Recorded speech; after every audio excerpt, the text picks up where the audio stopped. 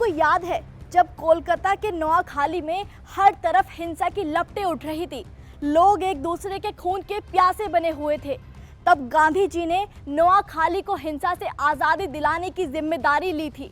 जिस तरह गांधी जी ने नोआखाली में पदयात्रा करके लोगों को एकजुट किया, अहिंसा मिटाकर मोहब्बत बांटकर लोगों को नफरत से आज़ादी दिलाई, ठीक वैसे ही देश को तानाशाही, नफरत, भेदभाव से आज़ाद कराने की जिम्मेदारी को राहुल गांधी में महसूस किया है डॉक्टर सौरभ वाजपेयी ने।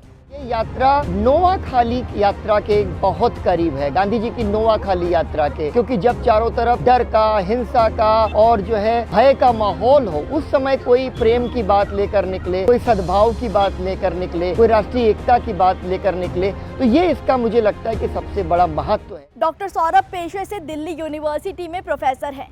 जब उन्होंने भारत जोड़ो यात्रा में पूरे देश को एकजुट होकर चलते देखा, प्रेम और सद्भाव की बात करते देखा, तो राहुल गांधी के साथ भारत जोड़ो यात्रा में शामिल होने चले आए। उन्होंने इस यात्रा को कॉन्फिडेंस का नाम दिया। मैं समझता हूँ कि भारत जोड़ो यात्रा ने उन सब लोगों को बहुत कॉन्फिडेंस दिया है जो शायद इस देश के कॉन्स्टिट्यूशन में विश्वास करते हैं, आज़ादी की लड़ाई के मूल्यों और उसकी परंपरा में विश्वास करते हैं। 1947 में 15 अगस्त को कई लोग सोचते हैं कि हमें आज़ादी मिल गई थी। सिर्फ राजनीतिक आज़ादी नहीं, सामाजिक, आर्थिक, सांस्कृतिक तमाम तरीके की आज़ादी।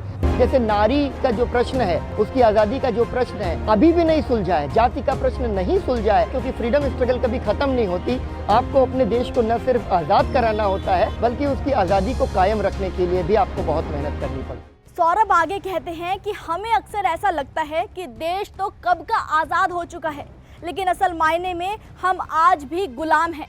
गुलाम है तानाशाही के, गुलाम है नफरत के।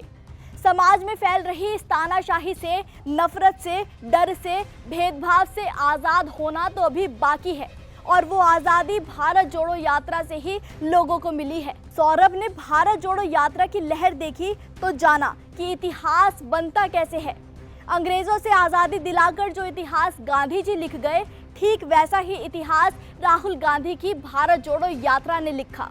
जो इस यात्रा से जुड़ा नहीं है और उसकी अगर इतिहास में थोड़ी सी भी दिलचस्पी है, तो उसे ये आकर देखना चाहिए कि इतिहास बनता कैसे है। नेहरू जी ने इंदिरा गांधी जी को एक खत लिखा था, उसमें लिखा कि it is good to read history but it is better to make history. तो आप पढ़ते तो होंगे या उसके बारे में आप बात भी करना चाहते होंगे, लेकिन अगर आप इतिहास को बनते देखना चाहते हैं तो आप भारत जोड़ो यात्रा का हिस्सा जरूर बनिए। आपको दिखाई देगा कि एक देश जब करवट लेता है तो वो कितना सुंदर लगता है, कितना अहिंसक और कितना प्रेम से भरा लगता है।